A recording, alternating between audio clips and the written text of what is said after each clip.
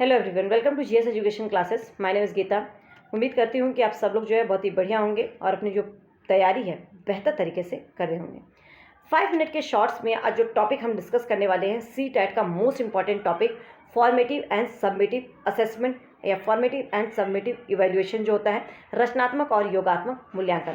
साथ ही इस टॉपिक से डायरेक्ट पूछे जाने वाला question assessment of learning, assessment as learning और असेसमेंट फॉर लर्निंग, जिससे डायरेक्ट क्वेश्चन आता है। इसको एकदम ट्रिक के साथ जो है ये टॉपिक मैं आप लोगों को बताने वाली हूँ, जिससे कि अगर आप लोगों को समझ में आ गया तो ये कभी भी आप ये टॉपिक नहीं भूलेंगे। जो ट्रिक मैं बताने वाली हूँ अगर उसको देख लेंगे तो ठीक है, उससे आपको जो है टॉपिक जो है अच्छे से क्लियर हो जाएगा और 1 से 2 नंबर जो आपके इस टॉपिक से क्वेश्चन आते हैं वो आपके कभी भी गलत नहीं होंगे। तो अगर आप समझना चाहते हैं तो वीडियो लास्ट तक देखिएगा, ताकि आपको जो है अच्छे से क्लियर हो जाए और इस टॉपिक से आने वाला क्वेश्चन आपका कभी भी गलत ना हो। उससे पहले अगर आप चैनल पर नए हैं तो चैनल को सब्सक्राइब कर सकते हैं, बेल आइकन को प्रेस कर लीजिएगा ताकि आने वाली वीडियो की नोटिफिकेशन आपको टाइम पर मिल सके। साथ ही यहाँ पर जो है सी टैट की रिगार्डिंग आपको टिप्स एंड ट्रिक्स तो मैं शेयर करती हूँ, साथ ही आप लोगों को गाइड भी करती रहती हूँ कि सी टैट की तैयारी जो है किस तरीके से करनी चाहिए, कैसे स्ट्रैटेजी को फॉलो करना चाहिए, साथ ही जो प्रीवियस ईयर के क्वेश्चन पेपर है उसको किस तरीके से प्रैक्टिस करना है, आपको एनसीईआरटी कैसे पढ़ना है, ये सब चीज़ें जो है मैं आप लोगों को बताती रहती हूँ। साथ ही इसमें जो आपका सी टैट है उसकी बेसिक से जो है मैं तैयारी करवा रही हूँ, जिसमें मैं आप लोगों को सीडीपी की क्लास दे रही हूँ, हिंदी की भी क्लास स्टार्ट हो चुकी है, पैडागोजी की क्लास हो चुकी है, पेपर 2 एसएसटी वालों के लिए क्लास स्टार्ट हो चुकी है। 1 बाय 1 करके क्लासेस जो है चल रही हैं। बस आप लोग जो जुड़े रहिए एंड वीडियो पसंद आए तो please hit like button and लोगों के साथ जरूर शेयर कीजिएगा जो लोग भी सेल्फ स्टडी कर रहे हैं। तो चलिए स्टार्ट करते हैं। देखिए, रचनात्मक आकलन फॉर्मेटिव असेसमेंट, ठीक है, फॉर्मेटिव असेसमेंट, फॉर से याद रखिएगा के लिए, वो आकलन मतलब कि बच्चे के लिए जो आकलन लिया जाता है, बच्चे के लिए, इसमें जो है मेन जो है बच्चा होता है, ठीक है। रचनात्मक आकलन अर्थात जो फॉर्मेटिव इवैल्यूएशन होता है या फॉर्मेटिव जो असेसमेंट होता है, ये जो असेसमेंट लिया जाता है ये जो है पढ़ाने के दौरान अर्थात टीचिंग लर्निंग प्रोसेस के दौरान ही किया जाता है, मतलब कि शिक्षण प्रक्रिया के दौरान ही किया जाता है। और ये इसीलिए बोला जाता है कि ये जो है आकलन सबसे बढ़िया होता है, सबसे बेहतर होता है बच्चों के बारे में जानने का। इस आकलन से फ़ायदा क्या होता है कि हमें पता चल जाता है कि जो भी टॉपिक टीचर पढ़ा रहा है वो बच्चे को समझ में आया या नहीं, ठीक है। अगर नहीं आया तो टीचर को जो है अपना मेथड चेंज करने की ज़रूरत है। तो इसीलिए जो है ये इवैल्यूएशन, फॉर्मेटिव इवैल्यूएशन या फॉर्मेटिव जो असेसमेंट है, रचनात्मक जो आकलन है, ये जो है सबसे बेहतर है, बेहतर तरीका है बच्चे के बारे में जानने का। और ये जो है आपके शिक्षण प्रक्रिया के दौरान किया जाता है। देख रहे हैं कि एक टीचर पढ़ा रहा है और यहाँ पे बच्चे पढ़ रहे हैं, ठीक है। जैसे कोई भी टॉपिक पढ़ा रहा है उस टॉपिक से रिलेटेड तुरंत जो है टीचर क्वेश्चन करेगा और क्वेश्चन करने के बाद अगर बच्चा आंसर दे रहा है तो इसका मतलब कि बच्चे को टॉपिक क्लियर है। अगर नहीं दे रहा है तो इसका मतलब बच्चे का ध्यान नहीं था, और नहीं तो वो टीचर को जो है उस बच्चे के लिए अपना मेथड चेंज करने की ज़रूरत है, अगर उसको वो चीज़ मतलब उस मेथड से समझ में नहीं आ रहा है। तो इसके बारे में ना, बच्चे के बारे में तुरंत जो है इस आकलन से हमें पता चल जाता है।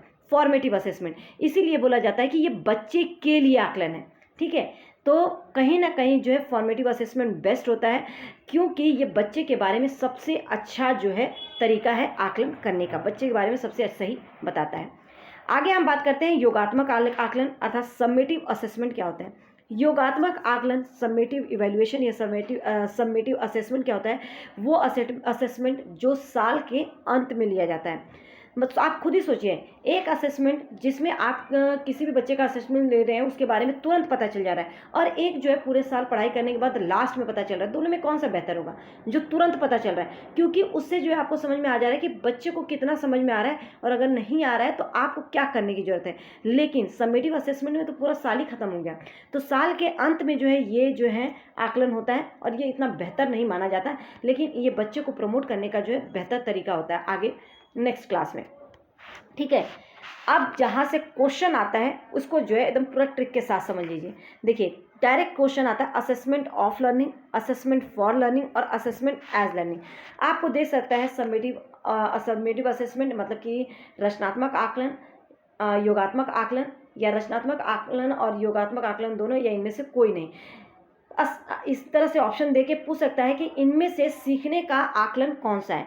एक चीज़ मैं आप लोगों को बताना चाहूँगी कि इस टाइप के क्वेश्चन जब भी आप करें, ठीक है, हिंदी मीडियम वाले स्टूडेंट जो हैं, पेपर में आप लोगों का बाइलिंगुअल क्वेश्चन पेपर होता है, तो इंग्लिश के जो है टर्म्स को आपको देखकर क्वेश्चन करना है इस क्वेश्चन के लिए, क्योंकि इंग्लिश से जो है ना क्लियर रहेगा आपके माइंड में। देखिए, असेसमेंट ऑफ लर्निंग, ऑफ का मतलब होता है साल का अंत, ऑफ का मतलब अंत में, ठीक है, अंत में।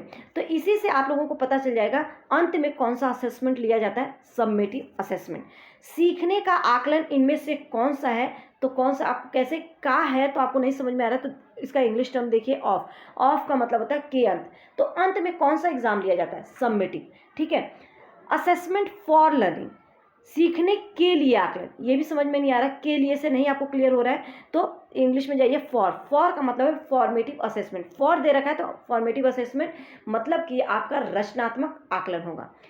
सीखने के रूप में आकलन, ये खुद के लिए आकलन, मतलब आप जो है आप अपना आकलन ले रहे हैं सीखने के रूप में, तो एज लर्निंग, एज का मतलब होता है खुद, मतलब सेल्फ असेसमेंट, ठीक है, मतलब सीखने के रूप में आकलन वो क्या है, सेल्फ असेसमेंट। इसका जो है इंग्लिश में देखिए ना, एज होगा तो क्या होगा, सेल्फ असेसमेंट। तो उम्मीद करती हूँ कि अब जो है इससे क्वेश्चन आएगा तो वो आप लोगों का गलत नहीं होगा, और ये जो टॉपिक है आप लोगों को अच्छे से क्लियर हो गया होगा।